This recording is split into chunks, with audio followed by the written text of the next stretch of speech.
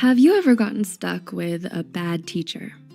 Education is one of the most important fields in the world today, and teachers stand at the center. Effective teachers can transform the lives of their students, acting as role models, leaders, and mentors. Yet, many students are surrounded by teachers who are passive and biased. The worst part is, students rarely ever realize what they're missing. Here are 6 signs that you have a bad teacher. 1, they're judgmental. They don't treat all the students the same and pick which students to focus more of their time on.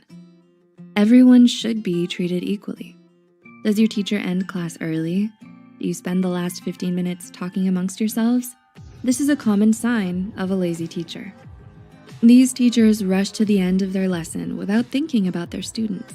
In their minds, the class ends when the lesson ends, but there are always new avenues to explore. In the last 15 minutes, your teacher could solve practice problems, explain new concepts, or simply field questions from the class. There is always more to learn. Running out the clock is never the answer. Number 2, they're unavailable. Does your teacher encourage students to ask for help? Do they schedule time for individual meetings and office hours? According to a 2015 study by Mupa and Sununeka, effective teachers make themselves available throughout the day. In other words, a good teacher doesn't quit when the bell rings. They encourage students to approach them with questions and concerns. Why? Because these teaching moments speed up the learning process. Good teachers take advantage of every opportunity to educate, while bad teachers are never available. Number 3, they grade slowly. Is your teacher a slow grader? Does it take weeks to get back tests and quizzes? Bad teachers drag their feet throughout the grading process. It may be tedious, but getting feedback is essential for you, their students. When a teacher assigns homework, you expect them to hand that homework back to you. Otherwise, how can you be sure that you've learned anything?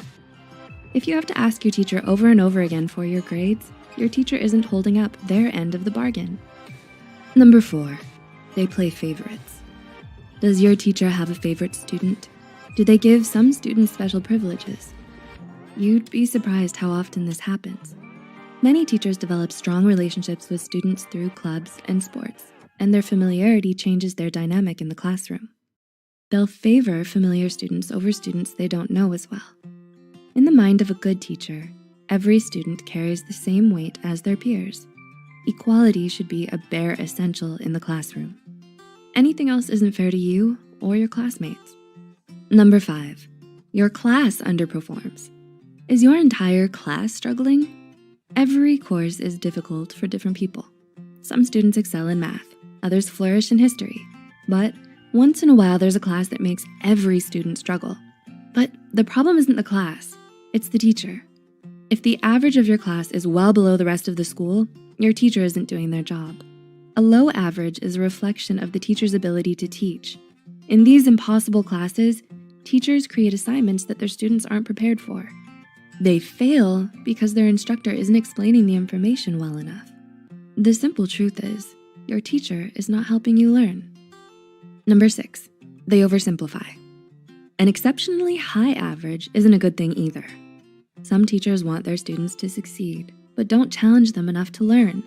Instead, they oversimplify difficult concepts and avoid giving extra work, turning their course into an easy A or a blow-off class. Many students gravitate towards these classes to boost their grade point average. An easy class seems like more fun than a hard class, but easy classes are more punishing in the long run. While you may get a higher grade, you're not actually learning anything. But that isn't your fault. It's the teacher's responsibility to push and challenge their students.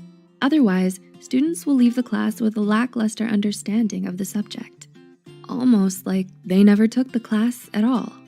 According to a 2004 text by Lauren, this is especially dangerous for lower level courses. These classes should teach you the basics, which you build upon later. If your teacher fails to communicate these ideas early on, you're going to struggle at higher levels. Even if you're exceptionally bright, you may fall behind other students simply because they had better teachers. Have you ever encountered a bad teacher? How did you know? What would you have done differently? Having a good teacher inspires us to pursue life more passionately and with purpose. However, a toxic teacher affects your grade, your mental health, and your future. Tell us about your experiences in the comment section below.